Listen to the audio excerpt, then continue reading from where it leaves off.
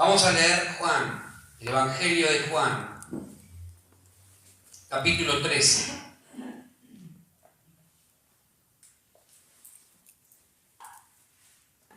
Juan, capítulo 13, del 1 al 4. Vamos a leer los primeros 4 versículos. Quiero ir metiéndote de a poquito y que nos vayamos metiendo juntos en contexto de lo que dice este relato. Juan, capítulo 13, del 1 al 4 dice: antes de la fiesta de la Pascua, sabiendo Jesús que su hora había llegado para que pasase de este mundo al Padre, como había amado a los suyos que estaban en el mundo, los amó hasta el fin. Versículo 2: y cuando cenaban, como el diablo ya había puesto en el corazón de Judas Iscariote, hijo de Simón, que le entregase, sabiendo Jesús que el Padre le había dado todas las cosas en las manos. ¿Cuántas cosas? Todas las cosas en las manos, y que había salido de Dios y a Dios iba. 4. Se levantó de la cena y se quitó su manto, y tomando una toalla se la ciñó. Hasta ahí vamos a leer en primera instancia. Pan mojado es el título que yo extraigo de lo que vamos a leer en unos minutos. Pero quiero ir metiéndote en contexto lentamente para que podamos llegar a lo que quiero transmitir esta tarde de parte de Dios para nosotros. Dice Juan, comienza diciendo en el versículo 1, antes de la fiesta de la Pascua. Antes de la fiesta de la Pascua. Dicen los teólogos que esta cena, que está relatada en este capítulo 13 de Juan, pudo haber acontecido la noche previa, el día anterior a la entrega de Jesús. No hay mucho acuerdo en qué momento fue que sucedió. No logran ponerse de acuerdo, pero lo importante es que Juan dice que ocurrió cuando, antes de la fiesta de la Pascua. La Pascua nos permite ubicarnos, por lo menos para saber el origen de esta fiesta, en tiempo y contexto. La Pascua, ¿cuándo inicia?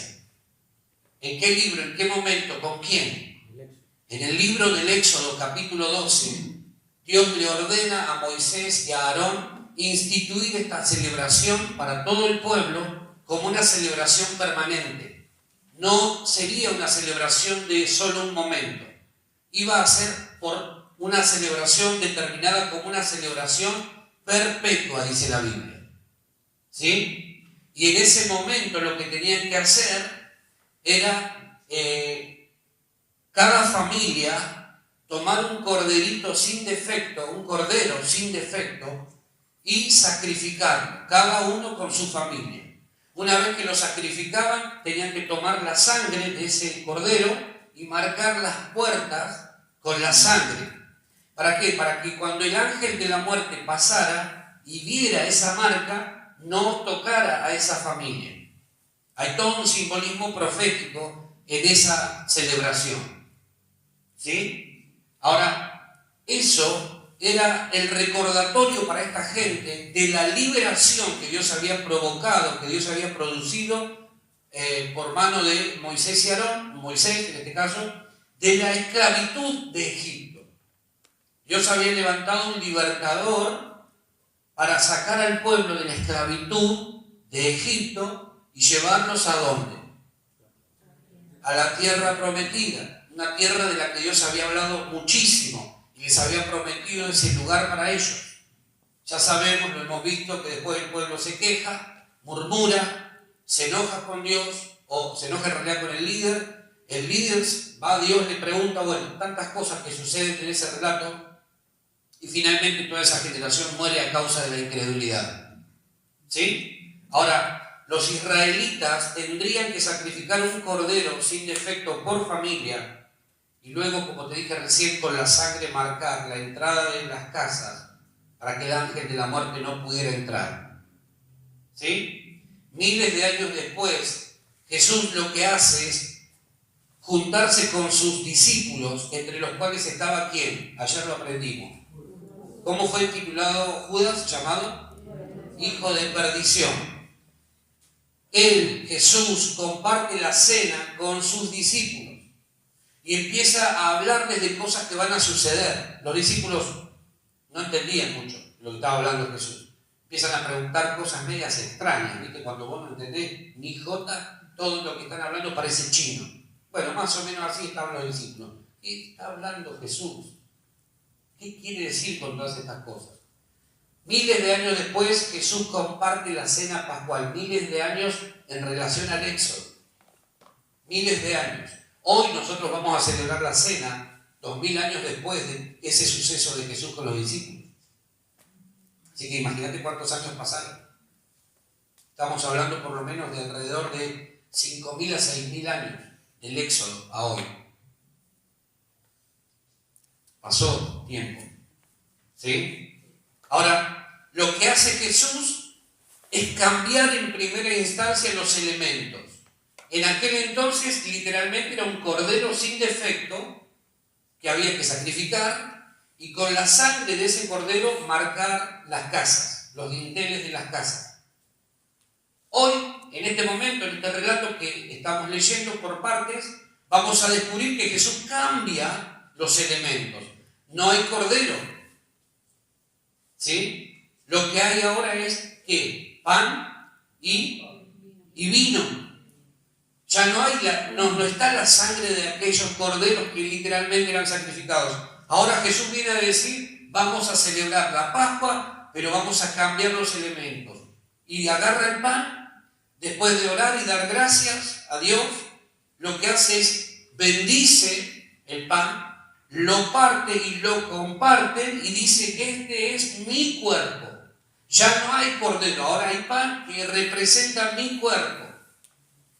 Y no hay sangre de corderitos. Ahora lo que ustedes van a tomar es un poco de vino que simboliza el derramamiento de mi sangre por ustedes. Empieza a cambiar los elementos. Imagínense para la cultura lo que significaba, ¿no? ¿Cómo vas a cambiar, para la cultura judía, cómo vas a cambiar los elementos de la ley, los instituidos en el tiempo de Moisés? Todo un trauma para esa gente. Entonces Jesús empieza a cambiar todas estas cosas y se presenta a sí mismo como el Cordero Pascual, el Cordero de Dios, que quita los pecados del mundo. ¿Sí? Ahora, el que ofrecía el sacrificio era Dios. Dios mismo estaba ofreciendo a su Hijo para sacrificarlo en la cruz. ¿Sí? En la cruz, y que esa sangre derramada sea la provisión para el perdón de los pecados de toda la humanidad, la sangre de Cristo. El Cordero Pascual siempre estuvo presente. El Cordero Pascual provisto por Dios siempre estuvo presente. Cuando Adán y Eva pecan, no son cubiertos con hojas, ellos quisieron cubrirse con hojas de higuera. ¿Sí? Lo que Dios hace es proveerles túnicas de pieles. Para que eso suceda, tuvo que Dios mismo sacrificar, hacer el primer sacrificio de la historia, un cordero. Y les proveyó túnicas de pieles. El primer confeccionista, o confeccionista se dice, de la historia no fue Armani, no fue, bueno, diseñador, no me representa. El primer diseñador de la historia fue Dios mismo, que agarra con las pieles del cordero, va y los cubre. ¿Sí? Cuando Abraham estaba por ofrecer a Isaac, estaba a nada de sacrificarlo, vemos que Dios lo que hace es proveerle un cordero. Otro cordero en la historia. Simbolizando la provisión de Dios siempre.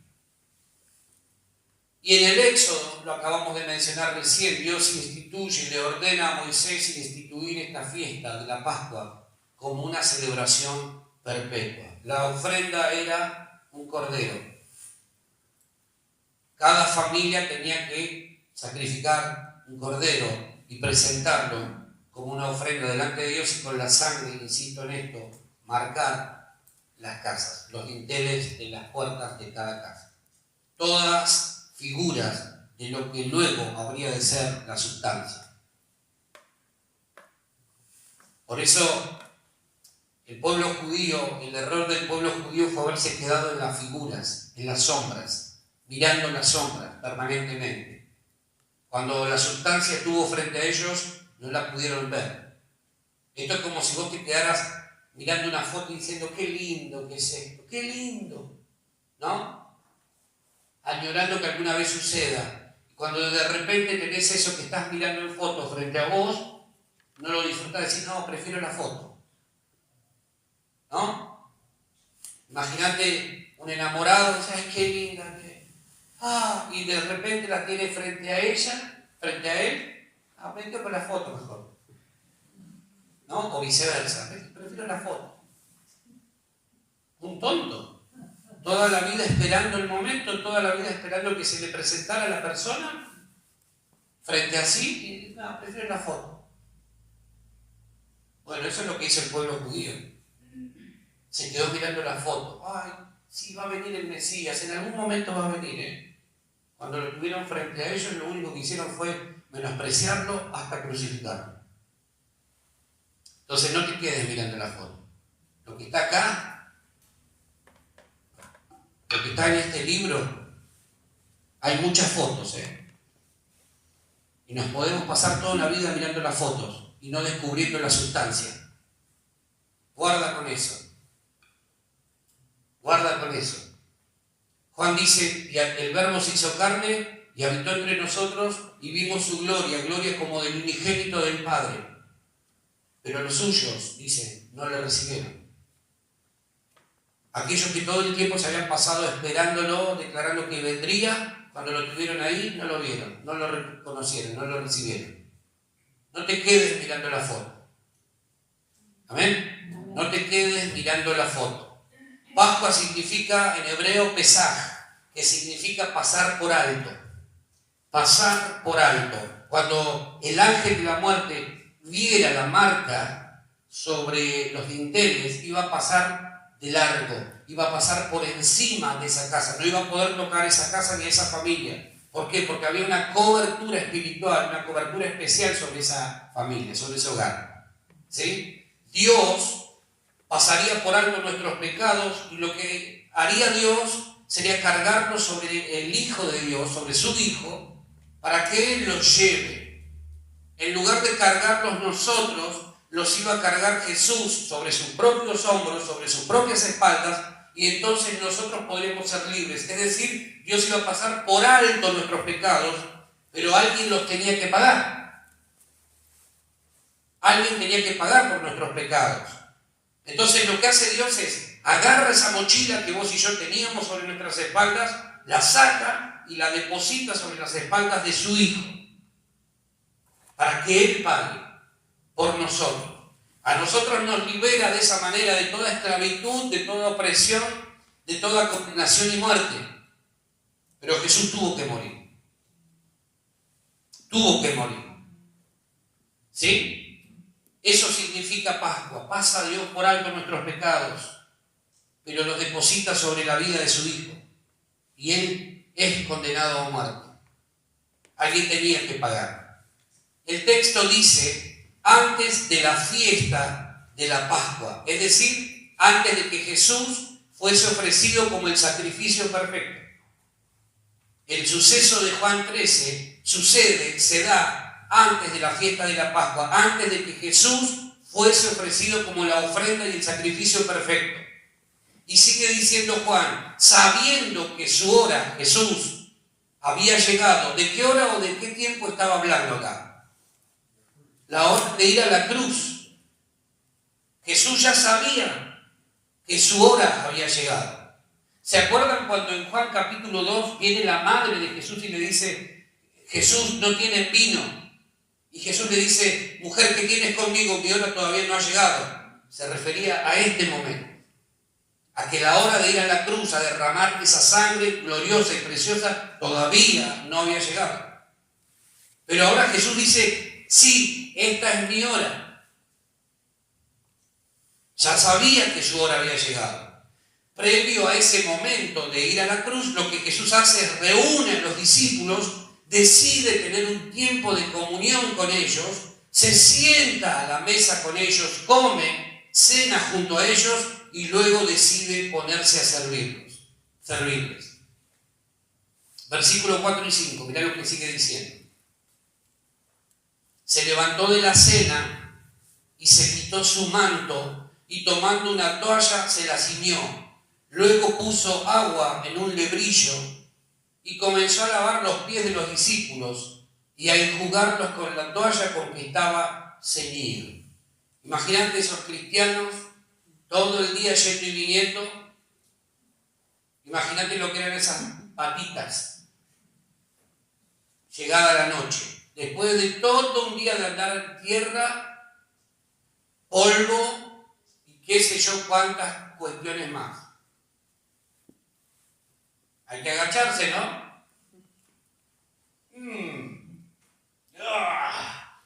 Ahí pedís el barbijo de vuelta para algunos casos, ¿no?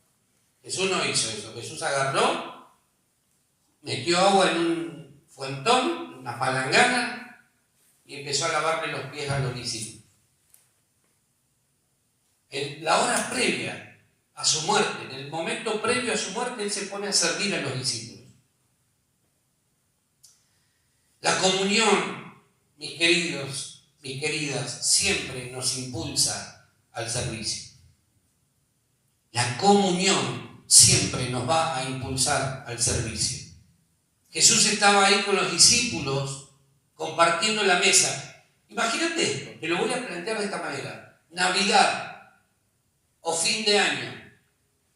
Reunís a tu familia, reunís a un grupo de amigos, todos en tu casa, están comiéndose el lechón, el pollo, el asado, lo que sea que hagas a fin de año, y en medio de esa cena vos te levantás, agarrás la toallita y decís, a ver, ponga sus piecitos acá, le voy a lavar los pies.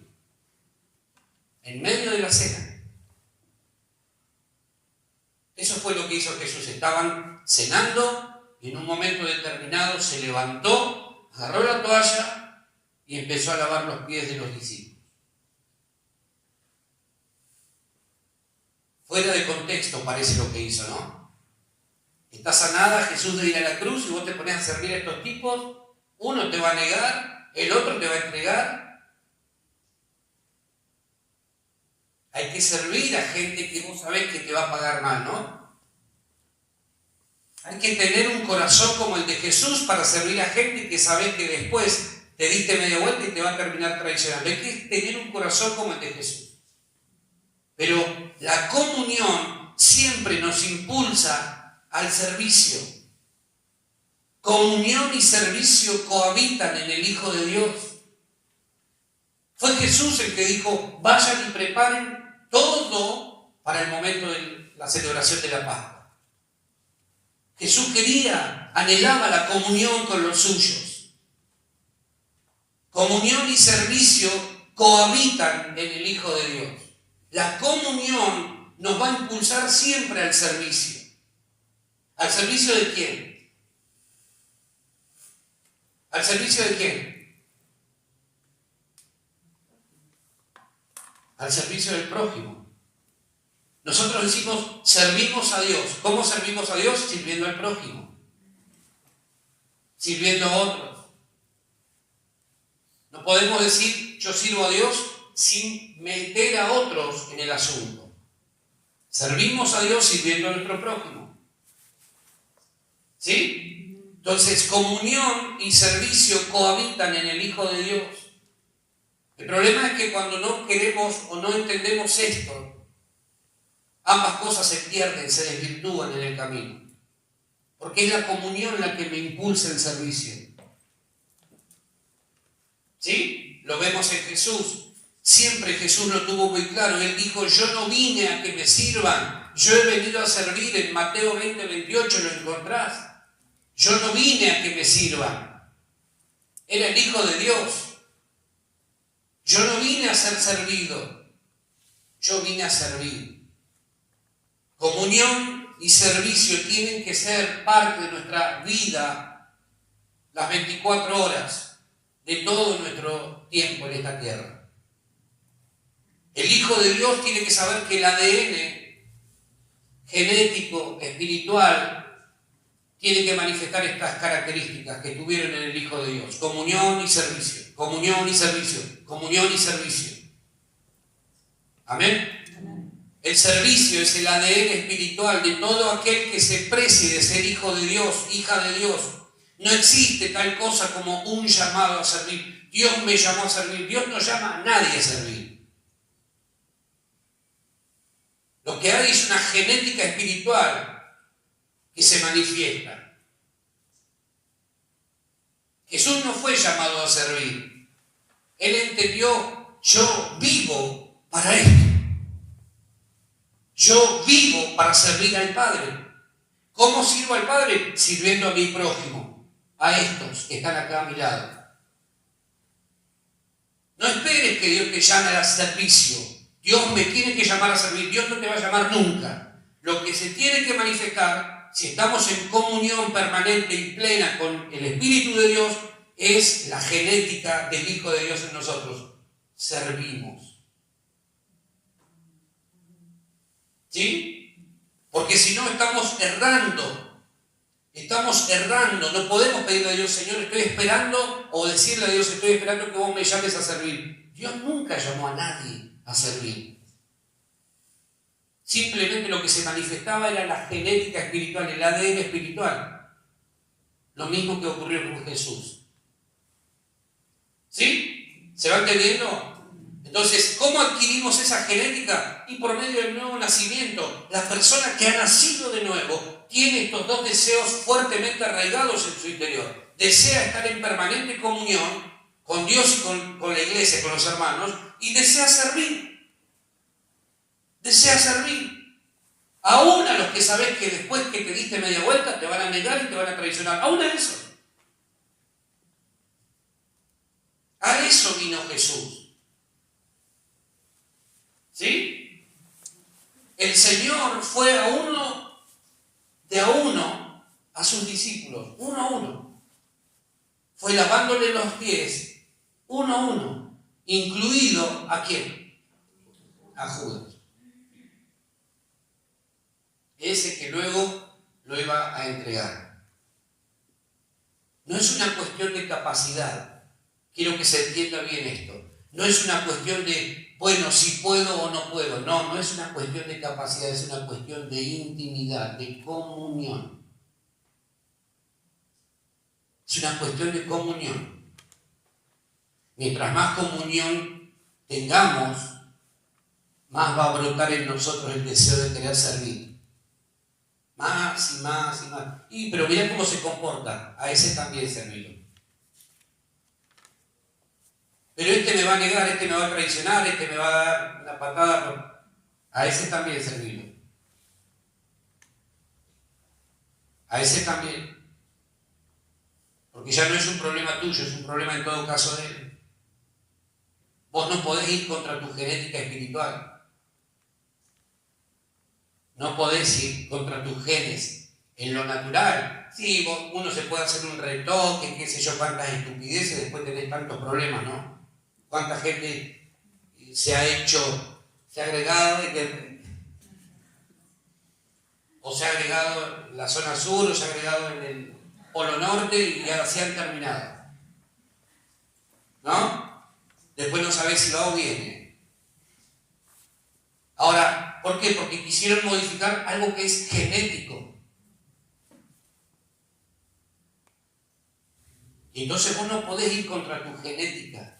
En lo espiritual es igual. El Hijo de Dios tiene que anhelar comunión y servicio como nunca antes imaginó.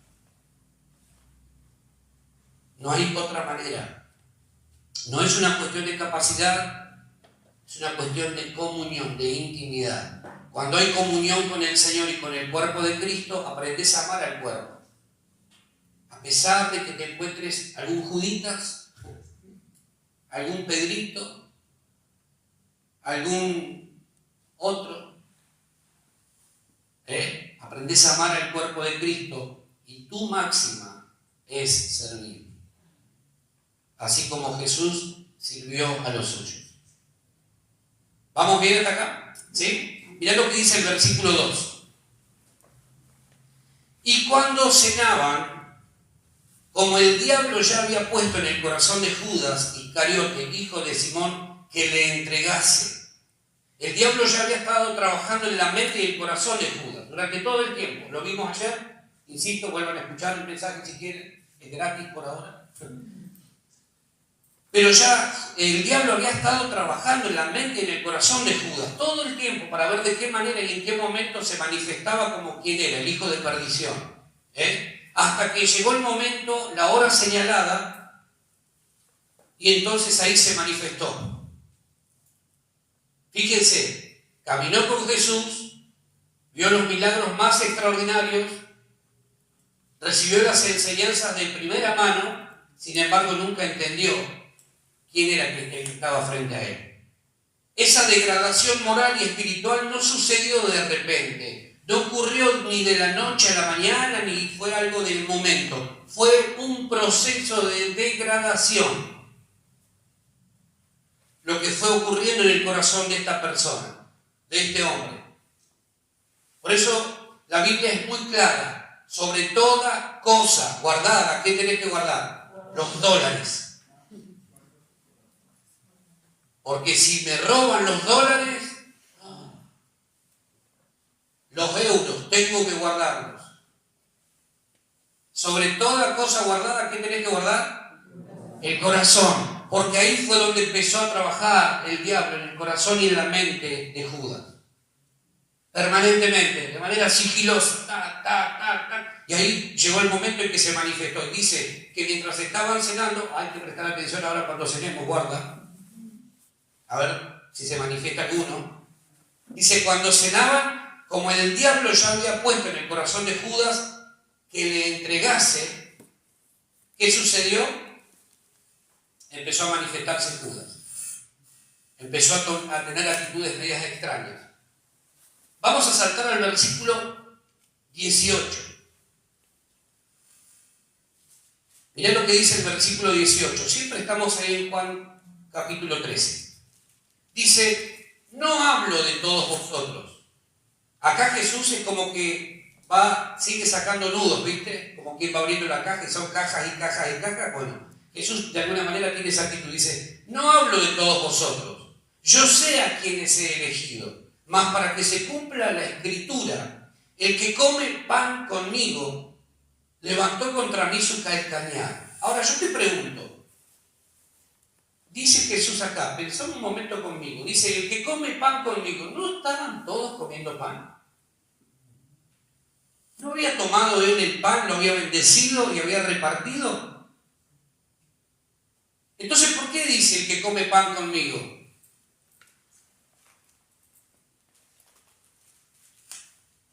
Hay que meterse en la historia y decir, pero Jesús, si todos estamos comiendo pan, ¿por qué decís el que come pan conmigo? Y entonces parece que la cosa va haciéndose más compleja cada vez. Lo que Jesús está diciendo es que aquel que come pan con él será el que se va a levantar en su contra, traicionándolo. Literalmente Jesús dice, el que come pan conmigo levantó contra mí su calcañar. Quiero que entiendas esto que vamos a ver ahora. Levantó contra mí su calcañar significa aquel que se aprovechó de mí con suma crueldad. Aquel en quien yo confiaba se aprovechó de mí cruelmente.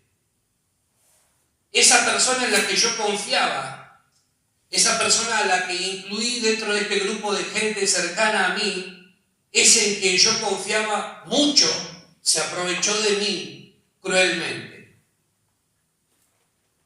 Todo eso está diciendo Jesús en esa expresión. Ahora, insisto en esto, todos estaban comiendo pan. Yo me imagino que las miradas habrán girado de un lado al otro, porque dicen, pero estamos todos comiendo pan, Jesús, no estás diciendo nada nuevo. Pero quiero detenerme en lo que sigue diciendo ahí Jesús. Levantó contra mí su calcañar. Significa levantarse en contra de aquel que ha confiado en vos. El que come pan conmigo levantó contra mí su calcañar. levantarse en contra de aquel con quien compartías el pan era considerado en aquel tiempo la peor de todas las traiciones, porque se estaba quebrando un vínculo de muchísima confianza. Cuando alguien te compartía pan, no te estaba solamente dando algo material, te estaba diciendo, confío en vos. Era todo un acto muy protocolar el que se daba cuando una persona venía y ofrecía pan a alguien. ¿Sí? ¿Me siguen hasta acá?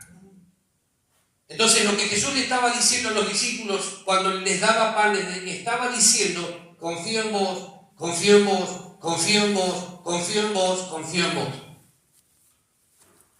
Pero Jesús añade, el que come pan conmigo, ese en quien yo confío, se va a levantar en mi contra. Me va a traicionar, me va a entregar. Esa persona en la que yo puse mis expectativas y mis esperanzas, se va a volver contra mí. Ahora yo te pregunto a vos, ¿qué valor le das al pan que Jesús te da? ¿Qué valor le das al pan que Jesús pone en tu boca, en tu mano? Jesús le estaba ofreciendo pan a Judas. Y en ese momento de entrega, de ese bocado de pan, de esa porción de pan, lo que Jesús le está diciendo es, Judas, yo sé cuáles son tus planes. Ya sé cuál es tu misión. Aún así, confío en vos. Aún así, espero que puedas arrepentirte. Lo vimos ayer. El anhelo del corazón de Jesús era que Judas se arrepintiera, volviera en sí, se arrepintiera. Pero Jesús ya sabía desde el comienzo lo que iba a suceder con él. ¿Sí? ¿Me sigue? ¿Qué valor le das al pan? Ponerte frente a la mesa, estar frente a la mesa y saber que vas a recibir pan en este día. ¿Qué valor le das al pan? Porque cuando Jesús te entregue esta mañana, este mediodía, el pan, lo que te va a volver a ratificar es, confío en vos. Confío en vos. Jesús va a volver a ratificarte la confianza. Ahora, tenemos que pensar qué valor nosotros le estamos dando al pan. Claramente, al hacer lo que hizo Judas, estaba no valorando la confianza que Jesús le proporcionaba. Hay un dicho que dice, no muerdas la mano del que te da de comer. Literalmente Judas estaba mordiendo la mano de aquel que le estaba dando de comer. Jesús, cada vez que deposita una porción de pan en tus manos, lo que te está diciendo es, yo confío en vos. ¿Cómo vamos a retribuir esa confianza? ¿Haciendo qué?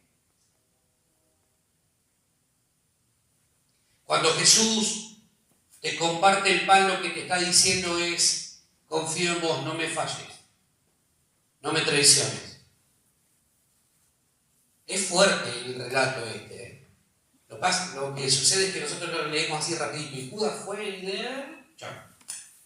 Pero el mensaje que descubrimos es, Jesús confía en sus discípulos.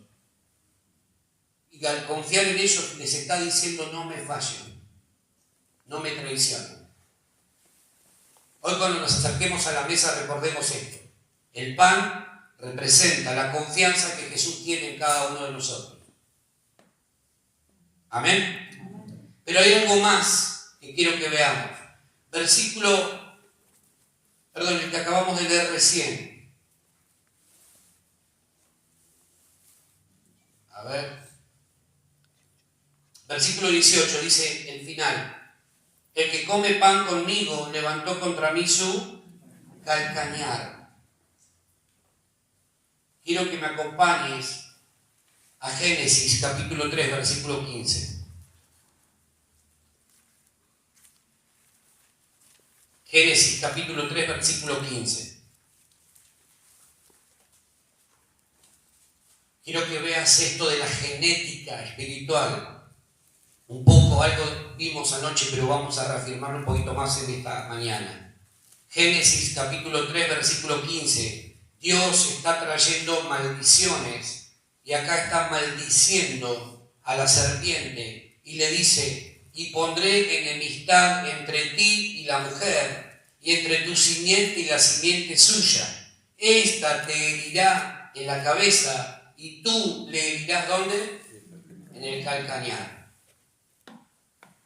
¿Tendrá algo que ver lo que Jesús acaba de decirle a los discípulos? O sea, fíjense cómo miles de años después Jesús toma esa expresión para hablar de Judas. Si Dios estaba en Génesis maldiciendo o declarando algo acerca de lo que iba a suceder con la serpiente, y miles de años después Jesús toma eso para referenciarlo acerca de Judas, significa que Judas era un envase donde el enemigo estaba pudiendo, o a través del cual estaba pudiendo llevar a cabo sus planes. Fíjense cómo pasa el tiempo y la genética espiritual continúa teniendo fuerza. ¿Por qué digo genética espiritual? Algo le explicaba anoche a mis hijos, hablábamos un poquito de esto. Porque todo lo que es espiritual necesita envases. De lo contrario no tiene cómo manifestarse. ¿Sí? El Espíritu Santo necesita un envase para poder llevar a cabo sus planes. Por eso, cuando Jesús nace, es obra del Espíritu, pero llegó un momento que siendo Jesús inclusive necesitó ser lleno del Espíritu. Y entonces el Espíritu Santo dictaminaba todo lo que Jesús tenía que hacer. Bueno, lo que hace Satanás es exactamente lo mismo, necesita envases. Ayer hablábamos esto de copia y pega, ¿no? Satanás hace exactamente lo mismo, necesita envases para poder manifestarse y llevar a cabo sus planes y propósitos. Y lo utilizó a Judas, alguien cercano a Jesús. ¿Sí? ¿Se va entendiendo esto? Jesús estaba diciendo que la profecía dada en Génesis 3 se estaba cumpliendo ahora por medio de Judas. Es decir, el diablo, la serpiente, estaba moviéndose a través de Judas para gestar y llevar a cabo la traición a Jesús de la que habla Génesis. Y Jesús sabía de qué se trataba, de quién se trataba. Jesús lo sabía. Ayer veíamos en Juan capítulo 6, versículo 70, donde Jesús dice: ¿no los he elegido yo a ustedes y uno de vosotros es diablo? Jesús ya sabía de qué se trataba todo esto y sabía completamente quién era el que lo iba a traicionar. ¿Sí? Lo que Jesús está diciéndonos, en otras palabras, es: a mí nada me toma por sorpresa. Porque desde el principio ya sé absolutamente todas las cosas. A Jesús nada lo toma por sorpresa. No es que se descuidó y de repente se encontró con algo que, la verdad que no me lo esperaba. Él ya sabía quién era el que lo iba a entregar. Ya sabía. Él ya sabía quiénes eran los que iban a creer en él. Ya lo sabía. Desde el principio. ¿Sí? Él está en control de todas las cosas. Amén. Nada nos sorprende. Él está en control de todas las cosas. No tenemos un Dios tan chiquitito que apenas puede ir con el día a día. Él ya sabe todas las cosas. Desde el principio, Él sabe todo lo que va a suceder hasta el último instante de tu vida y de la mía. Mirá lo que dice el versículo 21. Sigue Jesús hablando y dice: habiendo dicho esto, Jesús se conmovió en espíritu y declaró y dijo: de cierto os digo, que uno de vosotros me va a entregar. A más de uno, el pan le debe haber quedado atragantado acá, escuchando lo que Jesús estaba diciendo. Jesús les acaba de decir, imagínate el escenario, están en la mesa compartiendo el pan, el vino, Jesús agarra y dice, el que come pan conmigo, ese me va a traicionar. Todos comían pan. Ahora va un poquito más así, les dice, uno de vosotros me va a entregar. Ya hay 11 que van a quedar libres de culpa y cargo. Sigue diciendo Jesús lo que va a suceder y por medio de quién va a suceder. Mirá lo que sigue diciendo del versículo 22 al 28. Entonces los discípulos se miraban unos a otros, claro, imagínate, dudando de quién hablaba. Y uno de sus discípulos, al cual Jesús amaba, estaba recostado al lado de Jesús. A este, pues, hizo señas Simón Pedro, alias el chusma, para que preguntase quién era aquel de quien hablaba. Él entonces, recostado cerca del pecho de Jesús, versículo 25, le dijo, Señor, ¿quién es? Estamos en Juan 13. Versículo 26, respondió Jesús,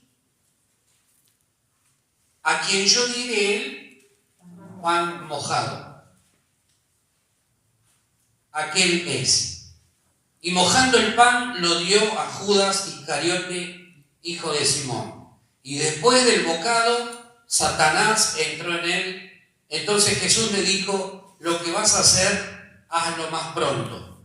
Pero ninguno de los que estaban a la mesa entendió por qué le dijo esto. Continúa diciendo que pensaban que tenía que ver con la bolsa de dinero, porque Judas era el encargado de llevar las finanzas del ministerio de Jesús, entonces pensaban que todo estaba relacionado con ese tema. No entendían nada. Pero acá Jesús ya desenmascara al traidor. ¿Sí? Es tragicómica esta escena. ¿Por qué? Porque los discípulos están mirando unos a otros y no entienden nada de lo que Jesús está diciendo. No entienden absolutamente nada. Y entonces Pedro, el más impulsivo de todos, lo empieza a mirar a uno que estaba acostado al lado de Jesús. ¿No? Empieza a mirar, dice el discípulo al que amaba a Jesús. Entonces como que le empieza a hacer gestos. Y después nos contaron. Porque nadie quería estar, esto es como en la escuela, ¿viste? Nadie se quiere sentar al lado del que se porta mal porque sabe que cae en la volteada seguro. Bueno, nadie quería estar al lado de Judas. Por las dudas. Y entonces Jesús agarra y ya acá desenmascara. Dice, al que yo le dé el pan mojado. Aquel a quien yo le dé ese pan mojado, ese es. Y automáticamente moja el pan y se lo entrega a Judas. Automáticamente. Dice la cultura, que la costumbre judía era celebrar esa cena con pan, vino o una especie de sopa que solía ofrecerse por aquellos días. Entonces la costumbre era que cuando llegaba un huésped a la casa, el anfitrión lo que hacía, en señal de honra, de afecto, de amistad y de compañerismo, agarraba el pan, lo untaba en el vino o en la sopa y se lo ponía en la boquita. Lo que le estaba diciendo es, para mí vales mucho. Tu compañía para mí es muy importante. Fíjense cuántas cosas le está diciendo Jesús a este hombre. ¿Sí? ¿Cuántas cosas le está transmitiendo a través de este acto que parece tan simple? Y que a veces nosotros venimos a la mesa del Señor, bueno, vamos a tomar la cena, tomamos el vino, tomamos el pan y ya nos vamos. Y no tomamos conciencia de que lo que Jesús nos está diciendo es, yo confío en vos. Para mí sos muy valioso. Te estoy hablando y te estoy ofreciendo mi afecto, mi amor. ¿Sí? Ahora, habla de un discípulo al que Jesús amaba. Rápidamente podríamos preguntarnos, ¿a los demás no los amaba? Habla de un discípulo amado acá. ¿A los demás no los amaba? Yo creo que si alguno de nosotros hubiese estado ahí presente, le hubiese dicho, ¿por qué haces preferencias? ¿Por qué a él sí y a mí no? Ahí hubiese brotado nuestro complejo, nuestras inseguridades, todas las cosas, ¿no? Viste que a veces tenemos esa cosita. ¡Ah! ¡Qué lindo! ¿Y por qué a él y a mí no? ¿Por qué a él lo escuchás más y a mí no? ¿Por qué a mí no? ¿Por qué no me dedicas tiempo? La pregunta es, ¿a los demás no los amaba Jesús? Pero yo leo esto y yo hubiese querido preguntarle a Jesús, ¿por qué destacas tanto esto? Amaba a todos, pero con Juan, que es el discípulo amado, y ahora te voy a explicar por qué es Juan, pareciera ser que tenía algo Jesús muy especial, un vínculo muy especial. ¿Sí?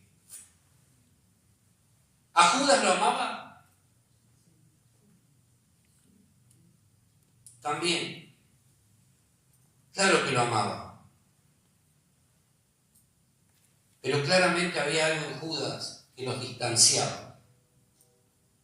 Claramente había algo en él que no permitía que la comunión fuese más profunda, como sí lo era, por ejemplo, con Juan, el discípulo amado. El apóstol Pablo dice en 2 Corintios capítulo 6 que no hay comunión entre Cristo y Belial. ¿De qué estaba lleno Judas?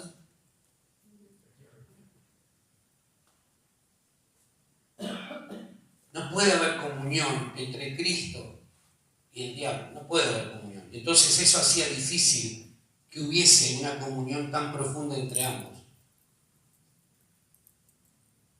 Lo que está diciéndonos Jesús, mostrándonos, es que no es posible que haya una comunión entre la luz y las tinieblas. De hecho, desde el comienzo vemos que Dios separa luz de tinieblas. No sigue, o mejor dicho, sigue siendo la regla hoy para nuestra vida también. Comunión no es solo estar juntos, es tener algo que nos une como punto en común. Si vos amás a Dios, si vos amás a Jesús, eso tiene que unirnos más que cualquier otra cosa. Eso tiene que ser el motor para que desarrollemos una comunión cada vez más profunda. Aunque Jesús amaba a Judas, sabía perfectamente que había un abismo de por medio que lo separaba.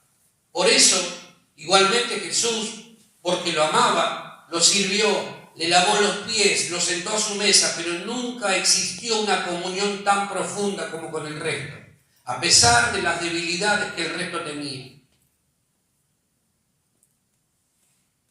Jesús nos ama. ¿Qué pasa con Jesús en relación a nosotros? Nos ama, te ama y me ama, pero Él sabe cuán cerca o cuán lejos estamos de su corazón y de su presencia. ¿Dios nos va a bendecir igual? Sí, a todos, porque nos ama. Ahora Él sabe cuán cerca o cuán lejos estamos de su corazón y de su presencia. Judas estuvo al lado de Jesús, caminó con Él, pero nunca pudo resolver su situación interior. Nunca. Y se terminó perdiendo. Entonces lo que tenemos que pensar nosotros es hacernos esta pregunta: ¿cuán cerca estoy del Señor? ¿O cuán lejos puedo estar? Porque comunión no es solamente estar juntos. A veces pensamos estamos juntos porque estamos bajo un mismo techo, pero después, en los hechos, en la vida cotidiana, ¿cuánto amamos la vida del otro? ¿Cuánto nos interesa la vida del otro? Comunión es tener un punto de encuentro en común, es tener algo que nos une profundamente. Aquel que está en comunión con el Señor puede escuchar lo que hay en su corazón. Tal como sucedió con Juan, que estaba recostado sobre su pecho. Vuelvo a preguntar, ¿por qué decimos que es Juan el discípulo amado del Señor? En por lo menos 5 ocasiones la Biblia señala que Juan era el discípulo amado, por lo menos en 5 ocasiones. Pero como soy bueno y generoso te voy a dar solamente uno. Vamos a ver lo que dice Juan capítulo 21. Juan capítulo 21 del 20 al 24.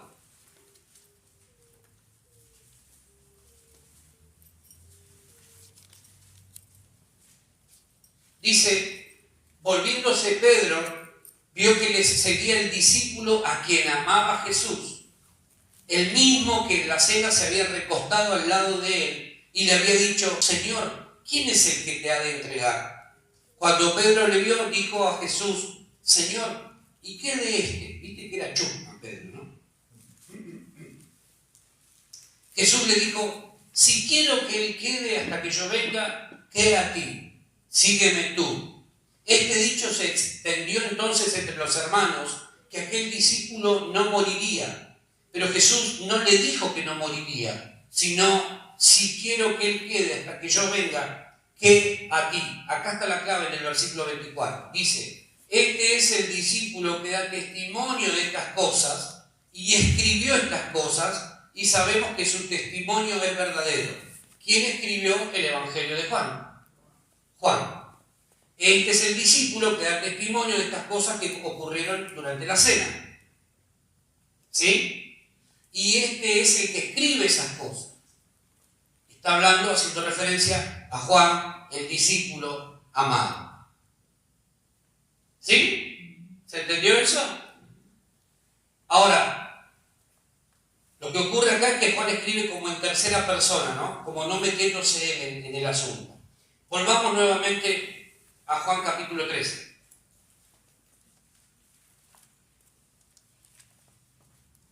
Dice el versículo 26, respondió Jesús, a quien yo diré el pan mojado, aquel es. Y mojando el pan lo dio a Judas Iscariote, hijo de Simón. Jesús tomó pan, lo bendijo, lo partió, lo repartió a los discípulos y les dijo, tomen, coman, este es mi cuerpo que por vosotros es partido.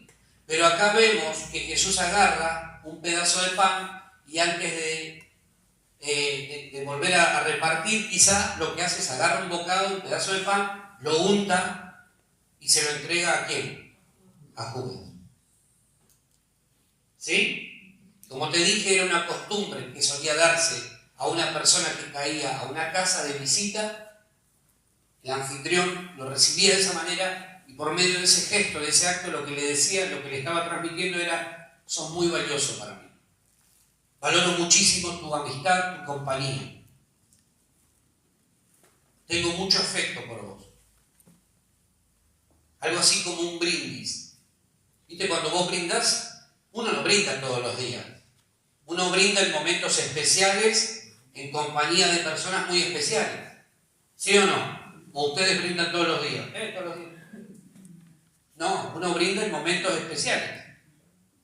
Entonces, ¿qué sucede? Que ese pan mojado era como eso. Brindemos, nos volvemos a reencontrar acá. Sos muy importante para mí. Sos muy especial para mí. Ese era el mensaje que Jesús le estaba transmitiendo. Ahora, yo no puedo dejar de pensar qué es lo que habrá sentido Judas al ver el acto del Señor, sabiendo lo que estaba sucediendo. Dentro de él y fuera de él, alrededor de él. Yo me imagino que Judas habrá pensado, este me manifiesta amor y amistad a mí y yo lo termino traicionando. Este que me está expresando amor, afecto, que me está haciendo sentir cuánto me valora y yo que estoy a nada de terminar entregándolo por unas sucias monedas. Imagínate eso.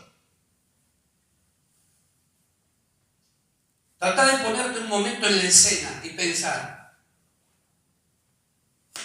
¿Cuántas veces Jesús viene, nos entrega, nos comparte el pan? Viene y nos dice, yo confío en vos. Te quiero dar el pan mojado porque sé que quiero que sepas que para mí sos muy valioso, muy valiosa. Y nosotros que a lo mejor durante los días previos estuvimos pensando en abandonarlo, en volver atrás, en tirar la toalla, en no buscarlo. y Jesús viene con el pan. Es un golpe tremendo, ¿no? Ahora quizá alguien hoy se sienta así. Jesús me invita a la mesa y yo que vengo en mi corazón ya casi a punto de negarlo, de abandonarlo, de traicionarlo, sin ganas de buscarlo. Y hoy Jesús nos vuelve a decir: te ofrezco el pan, te lo comparto como una señal de que para mí sos muy valioso. Sos muy valiosa. Sigo confiando en vos. ¡Wow! Se terminan todos los argumentos ahí, ¿no?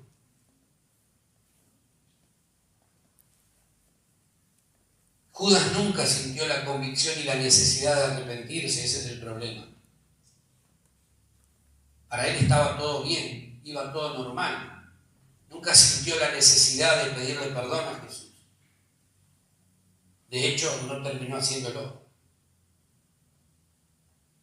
Jesús toma pan, lo moja, la tradición, él la estaba respetando, marcaba lo que te dije recién, se le ofrecía pan con sopa o vino y el pan se untaba ahí. Y una vez mojado el anfitrión se lo daba al huésped o invitado. Con ese gesto Jesús le estaba diciendo a Judas: a vos también te amo, sé que me vas a traicionar. Por eso Jesús pudo decir con suma autoridad: amen a sus enemigos. Amen a sus enemigos. A ese que te traiciona, a ese que te hace la vida imposible, a ese que te critica, a ese que habla mal de vos, amalo también. Cuánto amor en muchos actos vemos acá, ¿no? Le lava los pies, lo sienta a la mesa, le da el pan en la boca. Cuánto amor Jesús tuvo por nosotros, porque nosotros éramos Judas. No miremos solo el personaje de la Biblia. Nosotros teníamos un cartel que decía Judas. ¿Cuántas veces traicionamos al Señor? ¿Cuántas veces decimos blanco y terminamos haciendo negro? ¿Cuántas veces le dijimos durante todos estos años al Señor: Señor, acá estoy? Pero cuando el Señor quería o requería de nuestra presencia, no estábamos en el lugar donde habíamos comprometido estar. ¿Cuántas veces el Señor tuvo que volver a buscarnos, llamarnos la atención? Jesús nunca dejó de ser Jesús por causa de Judas. Así como no deja de comportarse como quien es, con vos y conmigo, por causa de quienes somos. Podemos ser infieles nosotros, pero Él va a permanecer siendo fiel. Jesús no va a cambiar su esencia por cómo nosotros nos comportemos. Jesús no iba a cambiar su trato para con Judas, aún sabiendo lo que había en él, sabiendo quién era. Jesús siguió siendo Jesús. Jesús no va a cambiar su manera de ser para con vos y conmigo, solo porque vos y yo no respondamos a lo que Él espera. Él va a seguir amando, Él va a seguir siendo paciente, Él va a seguir buscándonos, Él va a seguir ofreciéndonos el pan una y otra vez. No va a cambiar su esencia por quienes somos nosotros o por cómo nos comportemos con Él. Él seguirá siendo Jesús. El resto de los discípulos no entendían absolutamente nada de lo que Jesús estaba diciendo. No caían en la cuenta de lo que estaba pasando porque era algo público y a la vez privado entre Judas y Jesús. Era como una especie de código, ¿no? Te doy el pan, vos sabés lo que estoy haciendo, ¿no? Sí. ¿Y vos sabés lo que voy a hacer yo? Ya lo sé.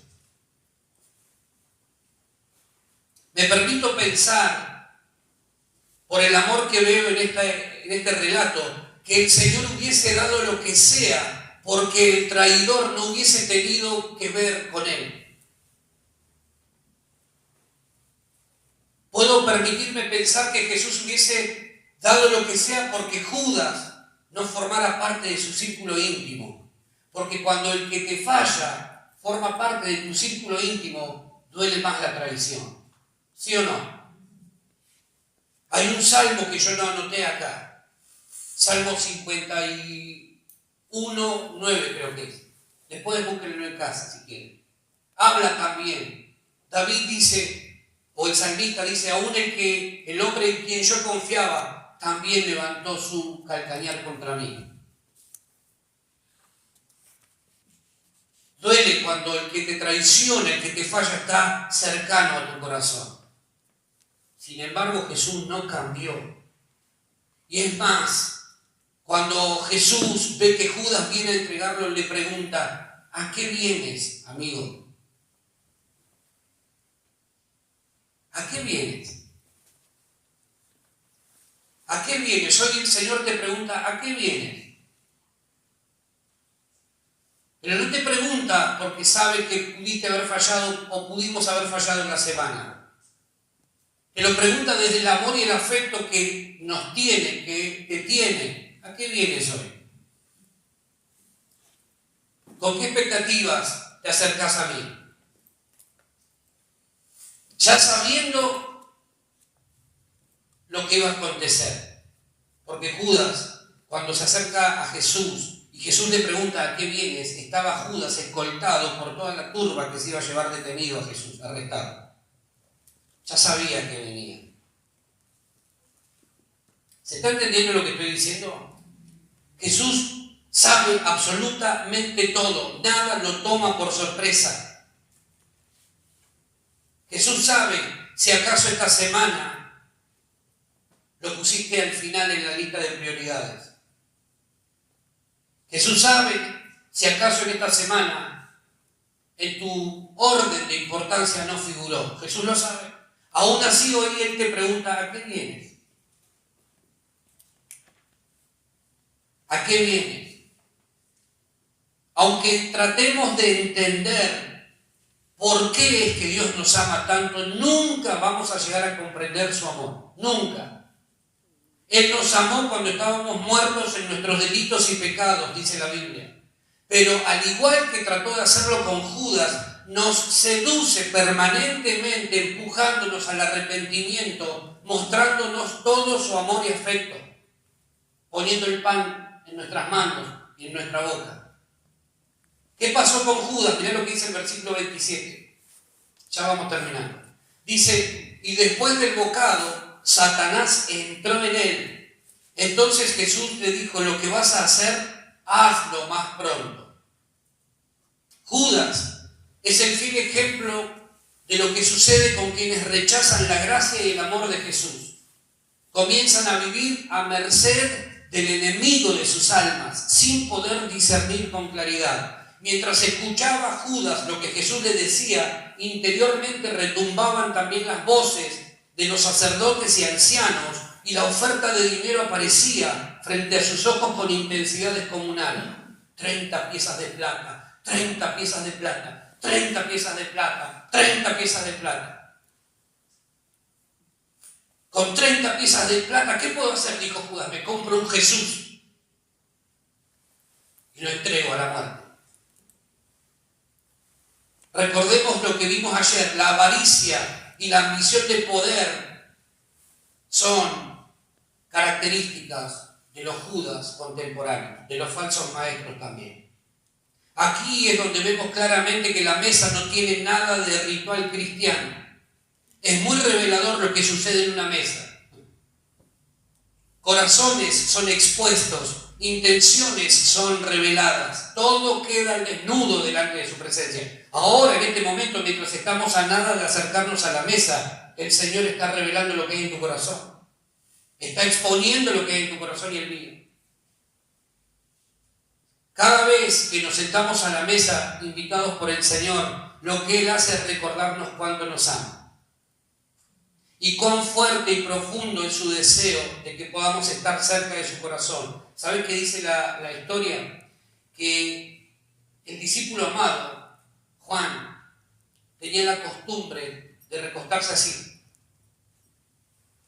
¿Viste como cuando vas a la plaza y te querés sacar una foto así de costado y te tirás ahí?